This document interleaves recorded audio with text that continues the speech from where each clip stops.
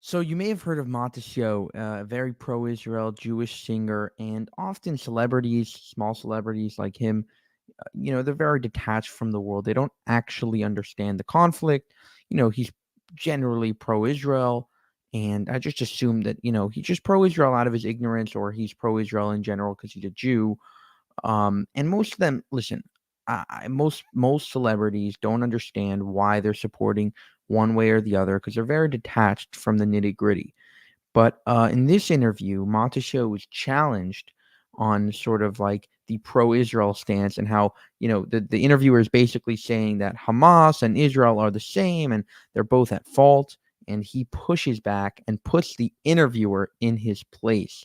Check this out. What happened was, at one point, I believe Clinton brokered Arafat and Rabin to actually publicly meet and shake hands, which was the first time this ever happened in the history of the conflict. And there was really a feeling of like, okay, like the Jews and the Muslims are finally going to work it out because the two biggest leaders are actually shaking hands and having a conversation.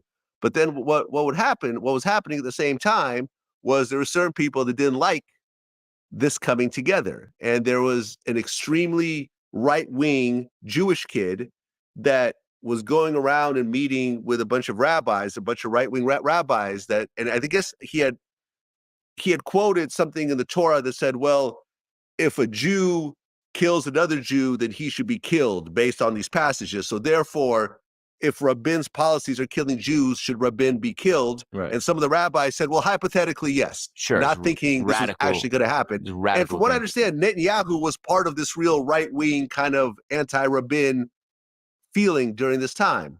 And during a peace rally in Israel, that right-wing kid goes and kills Rabin right in the middle of the square.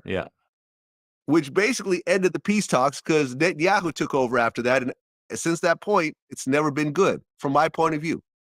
And I'm Jewish. And I'm saying it. That's definitely like one way of looking at it. I read it and I read the entire completely different story. Okay. Let's hear your version. To me, it's all irrelevant. Netanyahu, the right, the left, all of that is just completely irrelevant. Israel's the Jewish homeland. We've tried like time and time again to work together with the brothers, our cousins and brothers, Arab and Muslim brothers and cousins. And time again, they've made it their business to not just tell us that they want us not just gone, but to actually try to pull it off. And after October 7th, there's no one's fault. It's not Netanyahu's fault that these people came over the border and took back families and kids and murdered people. I don't know if you saw the documentary for the Nova Festival. Have you watched that yet? No, I didn't watch the actual documentary, but I was. You got to watch that documentary. You got to watch that documentary. It follows 10 kids at that festival and what they went through, and you see some crazy shit. I was there, like I went and I met the families of the hostages and all of that. To me, Israel and the Jewish people are linked, as you see, because motherfuckers hate Jews and they'll blame Israel, but at the end of the day, that's the way it is. There's anti-Semitism. People hate Jews. Israel and Jews are linked. You can't take Israel away from the Jews. You can't take it out of the equation. It's just a part of it. It's part of it because it's where we come from. It's deeply ingrained into the prayers, into the ideas, into the themes of every aspect of Judaism. And for someone who knows nothing of Judaism, which is the majority of our country that grew up in Reform America, post-Holocaust, post getting out of Russia, post getting out of everywhere, where religion and Judaism was the farthest thing they wanted anything to do with, and they never got to explore to understand it, it's very easy to point the fingers at politics and say this and that. But the truth of the matter is that they're bound together. And, I'm not saying I agree with all political sides and all the things that Israelis have done and this, that, and the other thing. But the bottom line is that it's a known thing that they don't want Israel there. They want to eliminate us in any fashion, in any way possible. And Israel being the homeland of the Jewish people, it needs to be. 6 million of us were murdered. you know, not so long ago by the most technologically scientific, you know, perfect group of people, you know, the most civilized Germans, you know. This shit happened in the 40s, you know, in the 30s and the 40s, you know. This evil exists and it'll exist again. And this happened since the beginning of time. And if you're a small-minded Jew who only sees your life, that you grew up in this golden era of Judaism in some kind of suburbs, or your parents were lawyers or doctors, or, you know, that's how people see the Jews. But the Jews, we go back, you know. It makes no sense why we're still here. It makes no sense that such a small group of people have influenced the world on such a major way. It's bonkers. And I used to get very turned off, like when I was religious, by this idea of the chosen people. It used to drive me insane. And I'll tell you now, I'm not humble anymore when it comes to it. We are the chosen motherfuckers. Like, there is no reason why such a small group of people hated and murdered for so many years have made it. That is the energy right there. That's the energy you got to bring. We are the chosen motherfuckers. This far. And some of it has to do with Israel.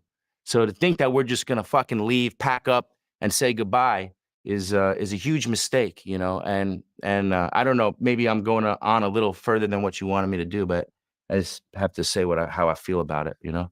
It's emotional for me. It's not. I mean, not going to be all. very. I'm not going to answer you with a million fucking facts about this, that, and the other thing.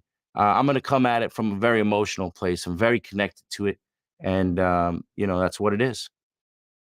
Look, the majority of the world has never been to Israel. So when Hamas, who doesn't actually recognize Israel as a country and doesn't actually communicate directly with Israel, they have to go through Palestine, the Palestine Authority, to even communicate on any level. Which, by the way, is fucking full of shit. Like, the Palestine Authority and Yasser Arafat was a fucking criminal and a crook and a horrible human being. So the idea that, like, he was this, you know, the peace was happening is a bit of a stretch, I think. Okay, you know? Fair enough. I'm just talking about the stories that I've studied. Yeah. But look, I want to say this because, you know, with the anti-Semitism and everything that's happening, the majority of the people have never been to Israel and really don't understand. Israel is a full-blown first world country, extremely advanced, skyscrapers, major cities. Gays Israel have rights. is not going anywhere. Right, I've been there, I think, 3 times. Right, gays to have say rights. that Israel's going to go away and so forth, that's like saying California is going to go away. Women it's have not rights. going anywhere. Yep. It's, you know, and that's not just my opinion. It's the reality of the economy and the structure of the country itself. Yeah. Now, I don't. When the Hamas attack happened, you know, 2,200 rockets got launched. 3,000 Hamas soldiers breached Israel. 1,139 people, including 815 civilians, were killed, mostly at the festival. 251 people were kidnapped. That was horrific. The response from Israel and the number of civilians that were killed in Gaza and so forth, I felt was horrific as well. I felt that it was extremely heavy-handed and it didn't need to happen in that fashion. I feel that there's fault on both sides. Human shields. You understand the concept, right? These are I not understand, armies but battling. And now watch his response. Watch how he literally destroys this leftist Jewish argument that's been going on for a long time. How, you know, we're allowed to say that Israel has the right to defend itself, but when it does defend itself, essentially there's a problem. You know, everything has to be to a specific you know, code according to international law, according to fake morality. When in reality, Israel's surrounded by hostile neighbors and is just trying to survive. Check out Netanyahu's response. You have to work around those human shields to a certain degree because you are killing Sure. those humans who have nothing to do with the conflict. Except that they are cheering in the streets. You know, so there is a question as to, at the same time, there are videos of Gazans saying, free us from Hamas, get us out of here. You know, so Right. It is a question. I haven't been to Gaza. I don't really know what the people of Gaza feel, but I see some shit. You know, you have to kind of judge to some extent. You know, but you know, it's just like a serious thing. So let me ask you a personal question, right? I don't know if you have a family. Let's say you live in New York City, right? In New Jersey, there's a group of fucking maniacs that want you dead. They come into your house on Saturday morning when you're unarmed. They shoot your fucking wife in front of your head. They put your babies in an oven and make you watch them while they burn in an oven.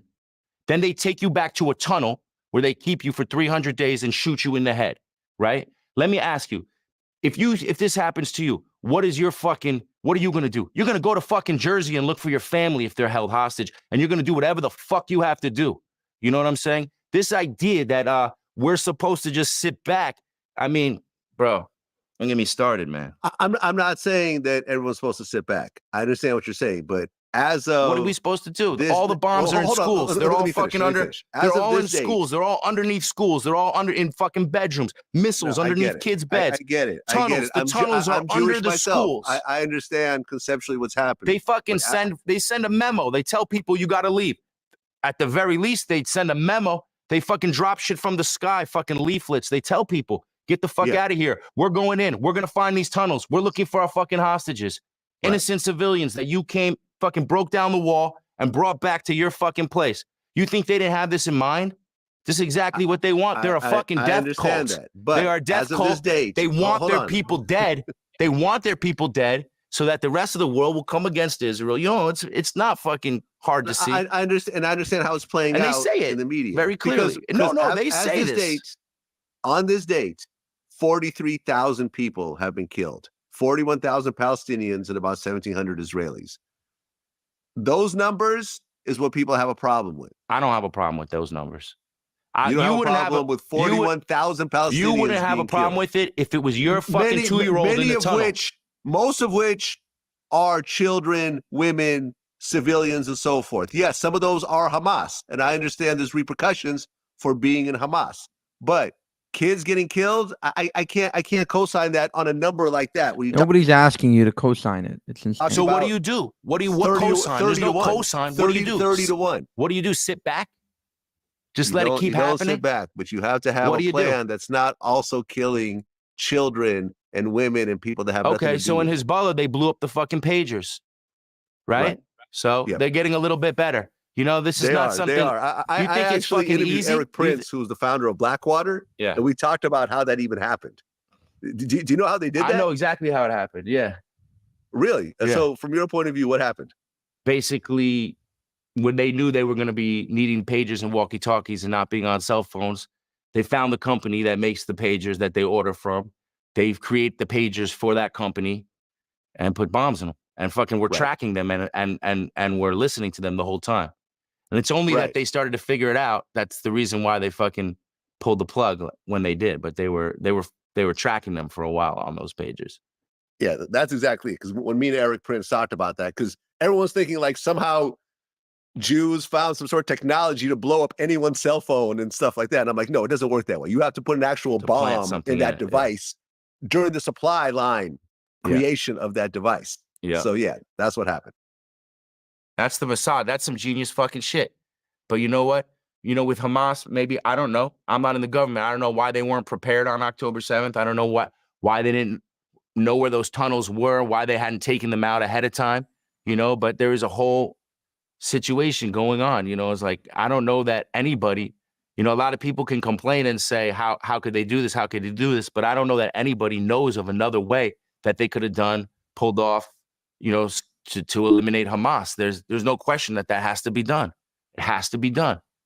You can't live next to a neighbor who has kidnapped your family and is holding them in their house and just continue to live and pretend it didn't happen. You got to go into their fucking house and find your fucking family and bring them back and destroy those fucking people so that they won't do it again, because it's in their fucking charter.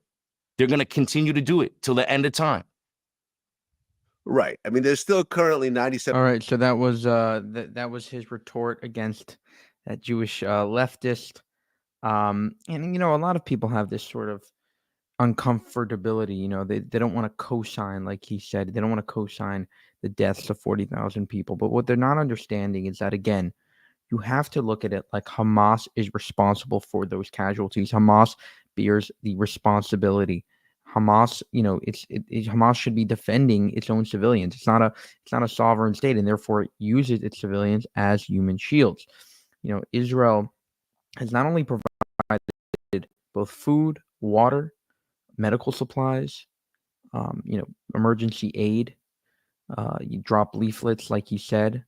They, they just do everything, create safe zones, every single thing to avoid civilian casualties, and yet the world labels them a genocidal state, which is insanity.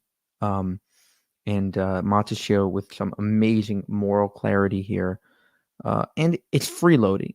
He's not beating around the bush. He's not, a lot of people will just like sort of use nice language. He's telling it like it is. He's telling it from his heart.